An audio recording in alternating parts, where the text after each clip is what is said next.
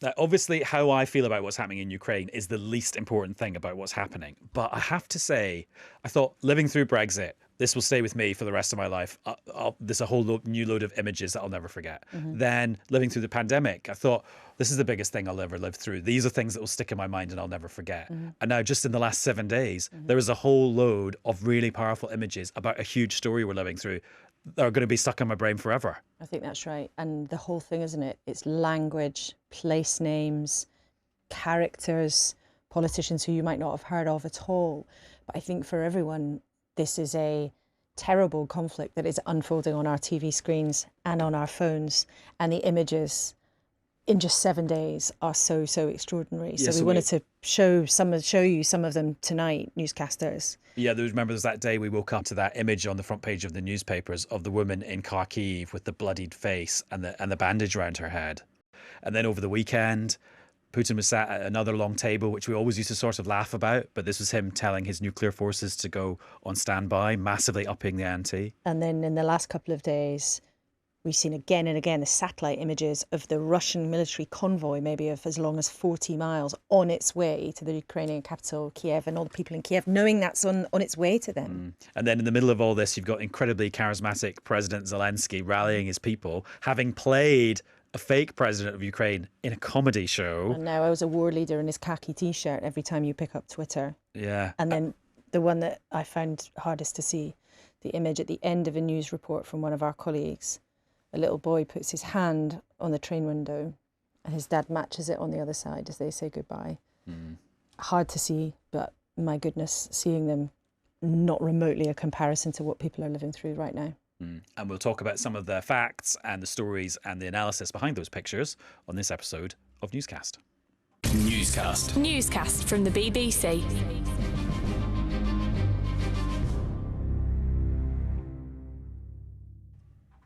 Hello, it's Adam in the studio. And Laura in the studio, hello.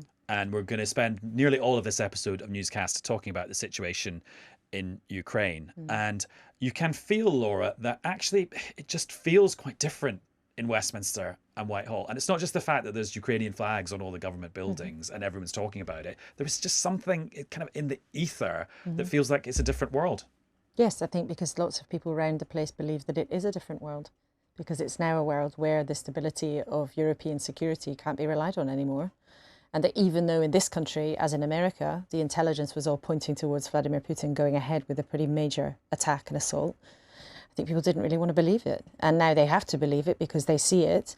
And then the second point is I think we're in a moment where you have the centre of government absolutely focused on one thing. And that's very unusual. You know, that happens really only in times of emergency. There's always something rumbling around the place, a row about this or a row about that. But actually we have the centre of government, Downing Street, completely focused on one thing. And here also it's one thing that has so many consequences, whether it's for energy bills or whether it's who gets to play in sports tournaments. You know, there are just so many other consequences of this. And also it's different for how Boris Johnson is operating. And he seems, it's interesting when you talk to some of his colleagues, he seems actually much more comfortable in this role, involved in a battle of ideas, if you like, than sometimes he has done when he's grappling with, you know, tricky domestic policy issues. And that's an interesting thing in itself. And also isn't it interesting that in Westminster, this place is full of truisms, right? And one of the truisms is, when it's national security and peace and war, there isn't as much politics as there normally is for other issues, whether it's the NHS or the economy. I just don't think that has been true for a very long time, certainly not since Iraq, because you look at some of the themes that have gone through all the other stories we've dealt with in the last few years, divisions on the Tory benches, Labour trying to carve out a sort of tough on national security kind of thing. They have played out. This week, you've got Tory backbenchers who are much more gung-ho about a no-fly zone. Yeah. You've got Keir Starmer trying to outflank Boris Johnson when it comes to sanctioning oligarchs. So actually, that idea that there's a consensus about war and peace, that's just not true. Except that I do think that there's a consensus on the broad approach, right? You do not have one party saying we shouldn't be doing anything, or one party saying we should be putting boots on the ground. I think that there are differences, and there are differences that are very obvious, but I think there are differences of scale and pace, if you like, rather than differences over the whole thing. You know, no one's having an argument saying, we shouldn't be helping.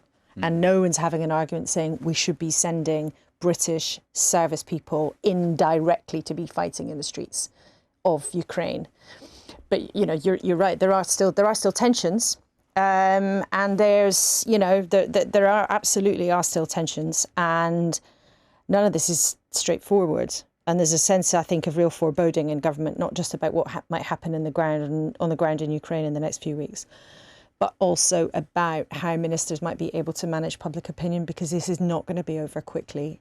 We've now got a new spin-off podcast on BBC Sounds called Ukrainecast, presented by Victoria Derbyshire and Gabriel Gatehouse, our amazing, very, very wise colleagues. And so we got Victoria to send us a little note about some of the things she's been seeing and hearing in the first week of the podcast's existence.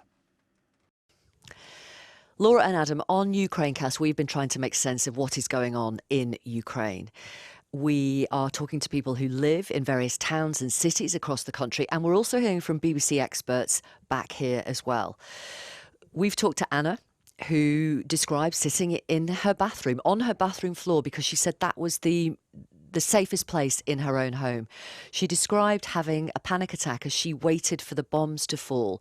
She talked about, well, at least in the bathroom, she would be able to drink the water from the toilet if the water supply was cut off. We've talked to families in the capital, Kyiv, who have sort of agonised over whether to leave or to stay. And today we talked to Hussein, who is in Kherson, which is the first major city to fall to the Russian troops. And this is what he had to say. Okay, the first thing is there is no law here. I mean, this is the level of insecurity that you can get shot on the street and no one is accountable. There is no law or law enforcement here. The only law that exists is what the city administration has been told by the Russian military authorities. That's the law. And how it feels is like terrifying. You feel insecure. I mean, living in any country, you're guaranteed that you will be protected, your families will be protected, your properties will be protected. That sense of security is gone. It does not exist at all. So that's the thing. I mean, everything is so terrifying and insecure. Like I'm talking to you right now next to my window, and I can just get shot here, and no one is accountable for that, actually. And I must mention Max and his family from the capital. He told us about his teenage son and his wife who were injured in a missile strike last Saturday. Max told us this is not war, this is slaughter. He said the fact that his family survived was a 1,000,000,000 to 1 chance. There is some good news. The family have been reunited. They're hoping to make their way out of Kyiv, and we are going to follow their journey on Ukrainecast in forthcoming editions. So do download and do subscribe. Well, why don't we get an update from somebody who's living through this? And joining us now from Kiev, the Ukrainian capital, is Yuri Matsarsky. Hi, Yuri. Hello, guys. Now, up until last week, you were basically one of me and Laura, weren't you? You were a journalist. Yeah, I was a journalist for more than 20 years of my life. It is a case of you were a journalist, though, and now you're kind of dedicating your life to something else. Last week at Thursday at 5 o'clock in the morning, I was woke up by the missiles which were flying through near my windows. It was artillery barrage. It was explosive all around. So my own personality is split into two. The first of my personality is my personality of a journalist. This personality told me, no, you should not go to army. You should not take a gun in your hands because it's against all your principles. It's against all the rules you followed all your life. But another part of my person, I call it today called it. It's a citizen part, citizen part of my person, of my soul. This part told me, no, the wars you've been before was not your wars. This time you cannot stay aside. This time you need to be there. This time you need to take gun, to take arms, and this time you need to protect your homeland, your loved ones, your family, your daughter, all the people around you. So I took my helmet. I have a helmet with which I've been in a lot of wars. Is this one of those helmets you'd wear with your flak jacket? Yeah. Yeah. It was my helmet. It was with me in Gaza Strip, in Iraq, in Syria, in Central Asia. It was words press in it. So I took my daughter's black marker and and painted up. So now I'm not a press. Now I'm a soldier.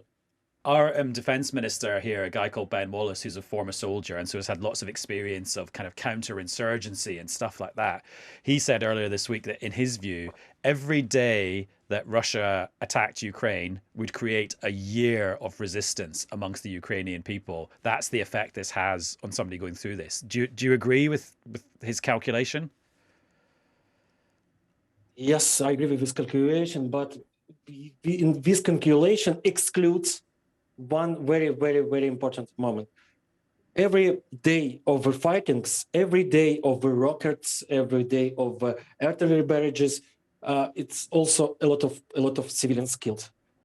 And your government, they can establish no-flying zone all around Ukraine to protect my parents in Kharkiv, to protect the little kids in Mariupol, to protect women in Chernihiv. They knows it. They knows that they can do it. They can save lives of innocent Ukrainian civilian people right now. They can do it right now. They can do it like this, But they're trying to do something. They tell, no, it's not time. Maybe we should wait before 1 million Ukrainians died. I don't know. I can't understand. You can save people right now. So do it. Where people, where not, some kind of animals, but even animals deserve the protection.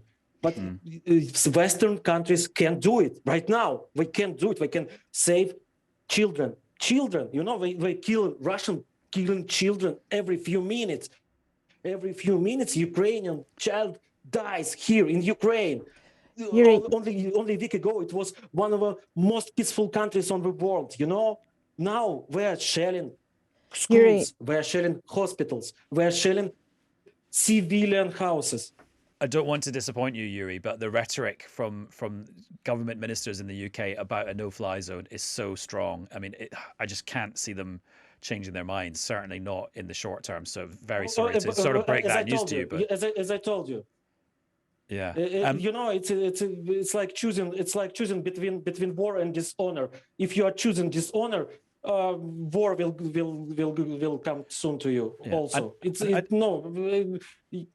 When you think about that gun that you've got in your apartment now, when do you think you'll be using it? What do you think it will feel like to have to pull the trigger? Where do you think you'll be, and what will be happening around you when you first have to use it? I don't have, for sure, I don't have any regrets if I kill Russian occupants. For sure. I don't know where it will be, when it will be, and it will be at all. But for sure, I will not have any regrets. I will not hesitate. I will use it as soon as I need it. Yuri, thank you for sharing all those emotions and all those amazing details with us. Thank you. Hope to see you soon much. Again. And please stay safe. Thank you so much. Thank you. Well, let's zoom out now and see the bigger picture and get some analysis about what's going on with the former International Development Secretary, Rory Stewart, who's now a senior fellow at the Jackson Institute for Global Affairs at Yale. Hi, Rory. Hello. I've got to ask, where are you in the world at the moment then? I'm right up in northern Jordan, just on the edge of Syria. So I'm speaking to you on a dodgy internet connection, just on the Jordanian-Syrian border. Okay, people are. And I'm working here with Syrian refugees, but it's extraordinary. The most amazing reaction even here to what's happening in Ukraine. I was in a very small cafe right opposite the Golan Heights, and they were playing Ukrainian Orthodox music, which I've never heard in Jordan before. Wow, that's amazing. So the ripples are just spreading out all over in all sorts of ways. That conversation with Yuri is going to stick in my mind for a very long time. I'm just wondering, though, in all the places you've been in the world, Afghanistan, etc., is that just how people talk when they're becoming the resistance? Is that just what this does to a person? It does. I think that the thing to bear in mind with Yuri is just how terrifying what's happening there is. He's staying away from the windows because obviously they're very dangerous. glass is very dangerous in that kind of situation. And he will be worried that Russian tanks will come down the road. And he'll be worried that he won't be able to speak to you again. I mean, it's a very strange and precious conversation you had there. And a very brave man. But of course, he, like many of the other people he's talking about, are not trained. And experiencing the brutality of that will be horrifying. Mm. And what's your take on just what the Russian invasion, and let's call it that, how it's playing out so far? Well, so far, obviously, it's not going to plan. It looks, on the basis of what the CIA thinks, as though they've committed 90% of the 200,000 odd troops they had around the border, and they haven't succeeded in capturing Ukraine. So that is a very, very big problem. They are not moving at the pace that they wanted to, and their troops have not performed in the way that Putin would have expected. He will have imagined that he had enough soldiers, they would deploy across the border, and Ukraine would fall very quickly. And of course, that is for a number of reasons. One of them is the Ukrainians and Zelensky have been extraordinary. Zelensky, obviously, his communications campaign has been unbelievable. His domination of Twitter and social media. But actually, we need a shout out also to Europe, the UK and the US, who've been much stronger than Putin would have ever anticipated. And I think the final thing is the Russian army. This is not like going into Chechnya or Grozny. These are people going into a place that feels very much to them very, very familiar. It's a place where, you know, their grandmother might live, or where they will have a lot of friends. It will feel to many Russian soldiers as though they've been plunged into something more like a civil war. You can sort of get a sense of relief from people that maybe this giant column of tanks bearing down on Kiev has been bogged down. But isn't this the reverse also true, which actually this will force Putin to take even more extreme measures, and he'll be getting angrier and maybe even feel more threatened? That's certainly true.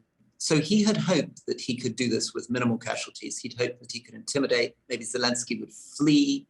He'd put in a puppet government. He'd be able to rely on cyber and information warfare. And that stuff isn't working for him. So now as he's bogged down, the risk is that he's going to feel forced to get involved in much, much nastier street combat. In other words, it's going to become heavy, casualty heavy, and brutal. And that's where we're going. And I think the question then is, will the Russian people put up with it? The thing that Putin will be most worried about at the moment is not actually sanctions. It's the people of Russia. And whether in the end they're going to put up with a leader who seems increasingly deranged. With all the propaganda, and it's true, as you'll know, that the Russians are hearing extraordinary nonsense being fed to them by Putin's propaganda machine. But many of them can see through it, and many of them are horrified by what he's doing.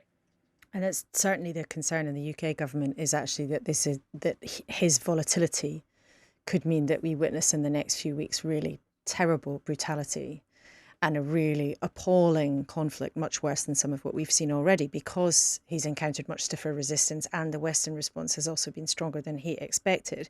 But Rory, well, it is always very hard to predict this very volatile situation. What do you think the likely outcome will be? I mean, someone shared some analysis with me in the last couple of days about, 5 possible outcomes, either the sort of palace coup that you've just suggested could happen, depending on what happens with the Russian psychology, a scenario a bit like Lebanon, where actually they achieve their aim of total takeover. That, after the last few days, looks much less likely. An Afghanistan-style scenario where you have a very long, really terrible war, or perhaps something like Cyprus, where in the end Putin gets part of his way. You end up with some sort of partition, but of course it'd have to be negotiations and talks for that to take place, or what some people have discussed, this sort of Finland scenario where you end up, which of course people like Yuri and so many Ukrainians would fight, and as he's a fight to the death, but where Ukraine takes some form of neutrality, or part of the country does. I know I've just thrown a lot of scenarios at you, but with your sort of international hat on. He's from Yale. He can handle all those I was going to say exactly. I mean, if anyone can comb through what might be the most likely outcome, what's your sense of where this is heading? Let's try to go through those. I think those are very good scenarios. The first one, palace coup. You could see very much when he was briefing his foreign intelligence chief and his military chief, there was some footage of this, how freaked out they seemed. Yeah, they looked terrified.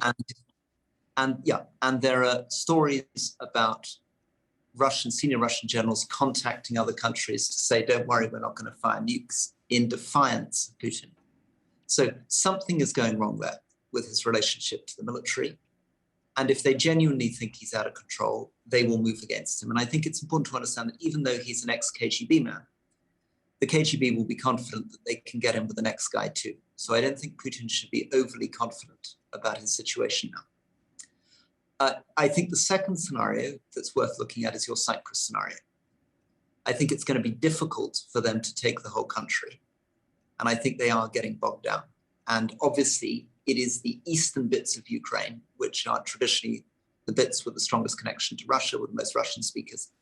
And in terms of what's happened since 2014, he's taken chunks of that in effect anyway.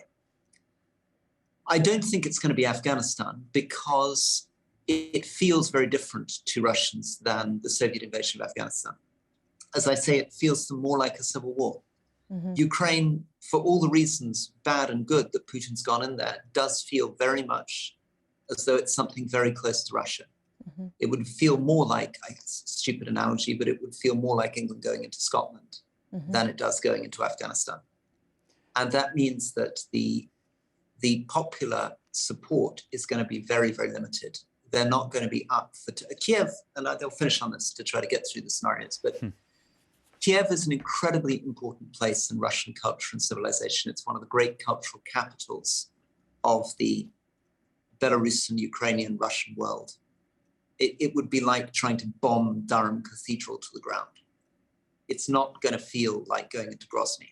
There's not going to be public support, I suspect, in Russia from trying to flatten Kiev. And the problem is that now that he's bogged down, the only options really remaining to him are to try to take much more brutal methods, which I think will be unacceptable.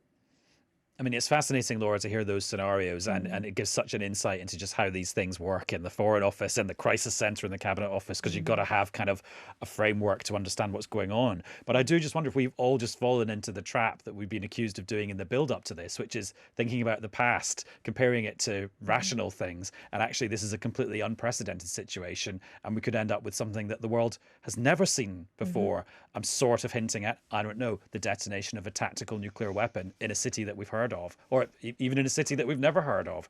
Rory, are we, even somebody as wise and imaginative as you, maybe needs to think even worse or be even more imaginative? You're totally right. Look, we've all got caught out. People were not anticipating this. If you look at the integrated review, which was the big strategic defense review conducted by Britain, and basically the same thing in the United States. It was all about a tilt towards China and Asia. It was all about cyber. It was all about saying we're not going to be fighting land battles in Europe. So anybody who pretends that people really expected to find themselves with tanks rolling towards Kiev are kidding themselves. We had the ex-head of the British intelligence service saying flatly that he didn't think it would happen. So Adam's challenge is right. We need to be much more imaginative, and we need to take seriously the fact that Russia has tactical nuclear weapons as part of its normal planning, as part of its normal operations. It does seem to me that people are starting in SW1 at least to creep towards the idea of something that, a week ago would have seemed unimaginable, stopping buying Russian oil and gas in the UK and mainland Europe. If you were still in government, would you be arguing for that to happen right now? 100%. And the point is this, that the damage, it will do damage to economies, particularly to the Italian and German economies, because unlike Britain, they're more than 40% dependent on this oil and gas at the moment. But it's nothing compared to the damage that it will do to Putin. It's the one thing that he will struggle to survive. The rest of the sanctions he's imposed, he's been actually planning on. He's spent the period from 2014 till now preparing himself. He's pretty insulated in a way that he wasn't in 2014. But the one thing he doesn't expect us to do is that. And the point is, our economies cumulatively, Europe and the United States, are 20 times larger than Russia's. We can take the pain, he can't, and we must do it immediately. But you talk about the pain will be felt in everybody's gas and electric bills, which will go up even further, because even though we don't rely on a lot of Russian gas imported directly, chopping off the Russian gas supply will make the global gas price go through the roof. So are you sort of saying that almost like our version of the Blitz in 2022 is just going to have to suck up, like spending a load of money just to heat our homes? Absolutely, because Adam, as you reminded us, we are on the verge of a full European war, which could include tactical nuclear weapons. So whatever cost is involved, and it's less to Britain, it's much bigger to Italy and Germany of doing this, it is much less than the cost of European war. Remember, Germany has already had to commit an extra 100 billion euro in order to rebuild its military in the face of this threat. War is very expensive. The British economy during the Second World War lost 40% of its value.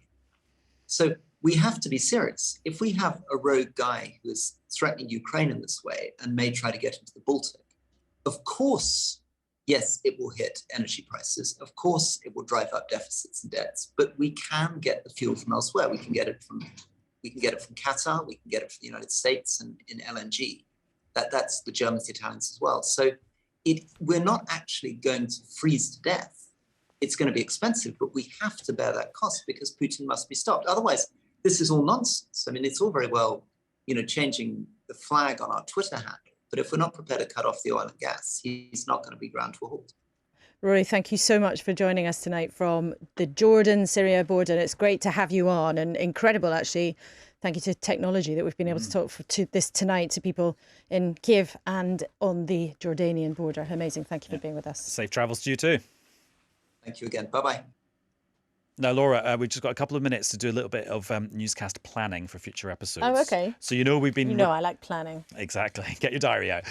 We've been putting in an interview request to speak to Gavin Williamson, former Education Secretary, to get him to spill the beans and maybe bring his spider along. And oh, I didn't know that. Was that after the Speaker's parrot we were going for Cronus the spider? Okay, well, that sounds like a good idea. Well, if he ever does say yes, we're going to have to call him Sir Gavin Williamson because he's getting a knighthood, has been announced today. He is getting a knighthood.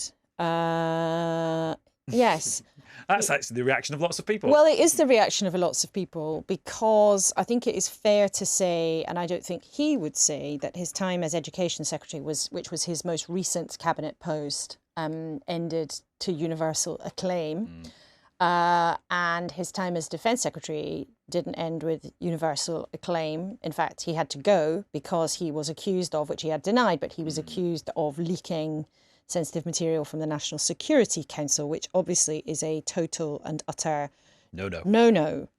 And immediately that this was emerged, eyebrows in Westminster shot skywards, questioning the timing of announcing this during an absolutely massive international crisis, and also questioning why it would be that he would be picked out for a knighthood. So there are some people around the place, shall we say, in the Tory party who are slightly sceptical over what this might be for. And Gavin Williamson is somebody who was very loyal to Boris Johnson. He was involved in his leadership campaign, and he's somebody who was seen by many people as having been very successful when he was a chief whip and who knows lots of secrets about people. But we will see. But no surprise, the Labour opposition have jumped into it with full boots, saying that it's appalling and shows one rule for Conservatives and one rule for everyone else, which of course Downing Street would deny. Of course. And if you would like to spill any of those secrets on this podcast, Sir Gav, the seat is always warm for you. Well, I can imagine with that invitation he'll be rushing to the studio, Adam.